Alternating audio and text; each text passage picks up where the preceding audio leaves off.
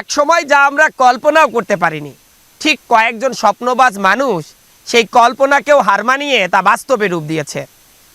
এক সময় আমরা সিনেমাতে দেখেছি বা টেলিভিশনে দেখেছি থোকায় থোকায় আঙুর ফল ঝুলে আছে দেশের বাইরে, যে আঙুর ফলগুলো বাংলাদেশের মানুষের কাছে অত্যন্ত প্রিয় একটি খাবার। কিন্তু কখনো কি কল্পনা করেছেন আপনি একবারের জন্য যে আপনার বাড়ির পাশে সেই আঙুর ফলগুলো চাষ হবে, থোকায় থোকায় ধরে থাকবে, আর আপনি খেতে গিয়ে ঠিক এভাবে একটি আঙুর ফল ছিঁড়বেন আর খাবার হিসাবে তা গ্রহণ করবেন? ঠিক আমিও আপনাদের বোঝানোর জন্য একটি আঙুর ফল ছিঁড়েছি এবং সেটি এখন খাবার হিসাবে গ্রহণ করব। যদিও এই আঙুর ফলটি বাজারে যে আঙুর ফলগুলো কিনা যায় বা কিনতে পাওয়া যায় ততটা সুস্বাদু নয়, তবে এর স্বাদটাও কিন্তু একেবারেই কম নয়।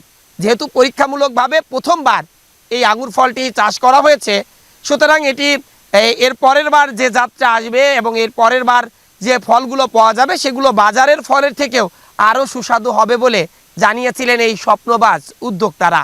তার সাথে আমরা কথা বলেছিলাম, সে জানাচ্ছিলেন তার এই আদি প্রান্ত। চলুন তার কথাগুলো শুনে আসি। আমি মোহাম্মদ জয়নাল আবেদিন, আমি একজন সরকারি দ্বিতীয় শ্রেণীর কর্মকর্তা ছিলাম। শখের বশে আমি আঙ্গুর বাগান করেছি এবং আঙ্গুর বাগান করে আমি এখন মোটামুটি আঙ্গুরি সফলতাই অর্জন করছি বলা চলে। কারণ এইবার আপনারা যা দেখছেন সবুজ আঙ্গুর, তো এটা অতটা মানে যে মিষ্টতা যতটুকু খাওয়ার দরকার ততটুকু না, কিন্তু এর ভিতরে যেসব নতুন নতুন আঙুরের চারা লাগানো আছে এগুলো হচ্ছে সবুজ, লাল এবং কালো আঙুর।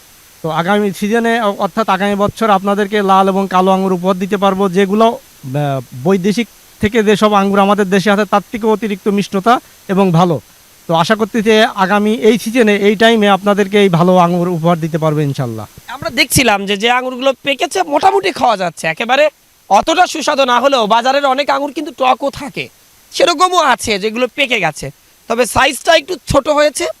এটাই আপনি কি এটা পরীক্ষামূলকভাবে এবার করেছিলেন? কত শতাংশ? যে এটা আমি 16% জমিতে পরীক্ষামূলক চাষ করছি এবং এটা মোটামুটি সফলতা আসছে। আর আমি যেখান থেকে চারা নিয়ে আসছি রশিদ ভাইয়ের কাছ থেকে, রশিদ ভাইয়ের আঙুর এবার কালো এবং লাল আঙুরে উনি সফলতা পেয়েছেন এবং ব্যাপকভাবে সাড়াও পেয়েছেন।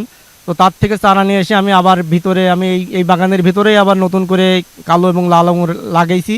আগামী এই সিজনে আপনারা হয়তো এই আঙুরগুলো আপনাদের উপহার দিতে পারবো ইনশাল্লাহ।